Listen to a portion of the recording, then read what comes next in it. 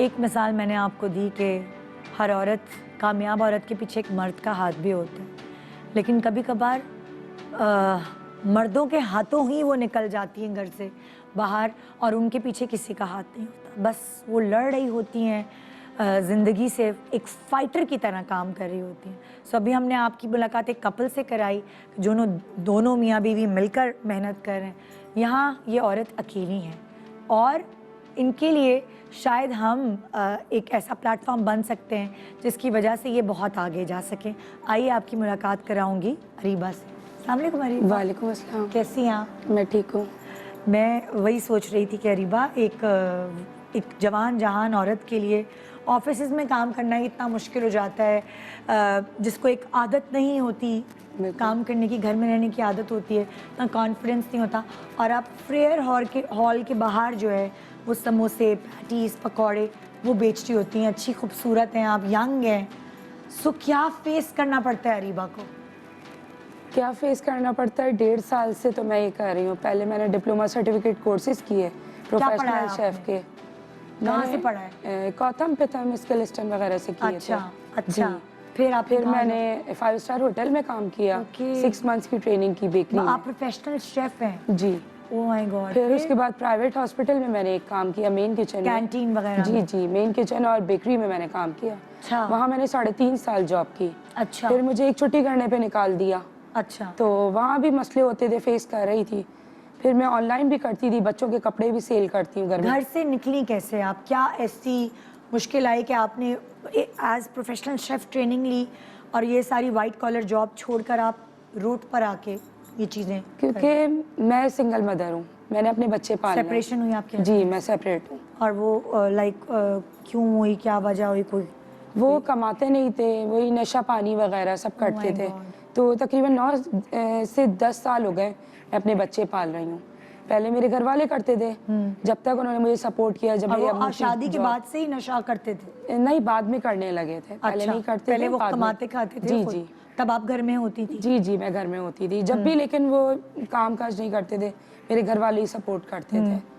तो फिर अलहदगी हो गई, तो घर पे मैं बच्चों का बस अब ये कि तालीम वगैरह का खर्चा। मेरा 11 साल और 13 साल का बेटा है, तो उन्हीं लोगों के लिए काम कर रही हूँ। मतलब हालांकि घर वाले जब कर भी रहे होते हैं तब भी अच्छा नहीं लग रहा होता ना कि अब मेरे बच्चे हैं, मेरे बच्चों के लिए क्यों करें। तो इसीलिए इंसान मजबूर हो जाता है कि मैं निकल के मैं खुद करूँ। बिल्कुल। तो शुक्र। आपने ट्रेनिंग कब ली थी?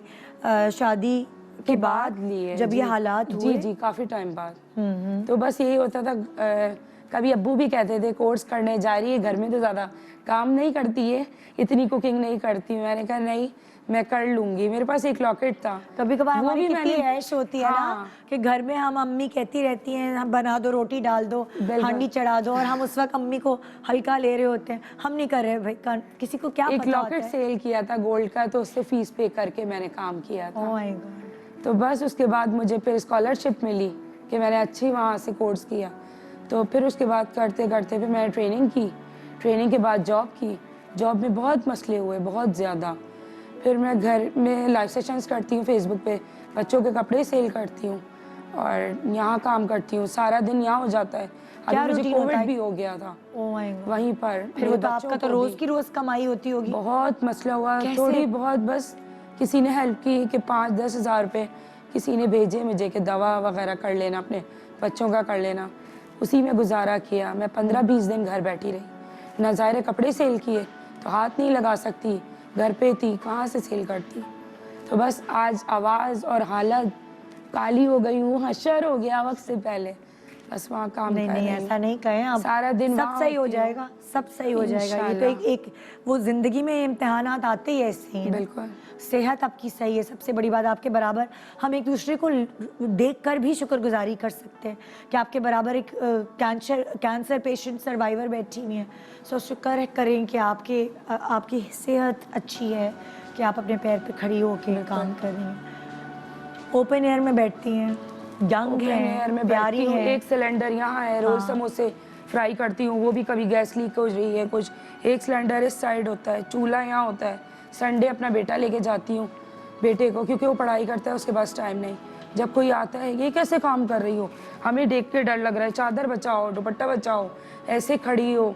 कभी तो बस हाथ पैर ये इतने काले हैं, शर्ट जो हो गया है, यूं ही हो गया है। बस एक ट्रस्ट वालों ने मुझे देखा, मैं एक स्टॉल टेबल जो प्लास्टिक की होती है फोल्डेबल वो लेके बैठी थी, वो भी बराबर में चाय वाले ने प्रोवाइड की।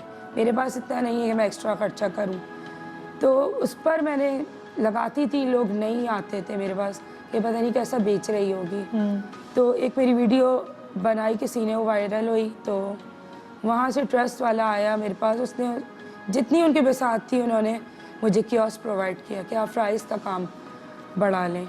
वो मैंने बढ़ाया, थोड़ी सी मेरी सेल हुई, लेकिन मेरी अर्निंग अभी मैं 2-3 दिन पहले 480 रुपये कमा के घर गई हूँ।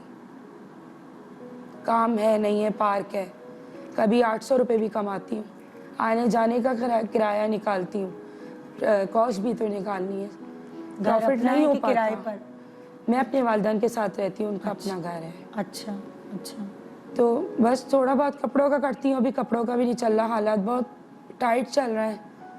NGOs वालों से भी कांटेक्ट किया कि थोड़ी सी मदद, कुछ नहीं, आप मुझे कुछ नहीं दें, मैं हाथ नहीं फैला रही, मुझे कुछ नहीं चाहिए, सिर्फ प्रमोट कर दें आप।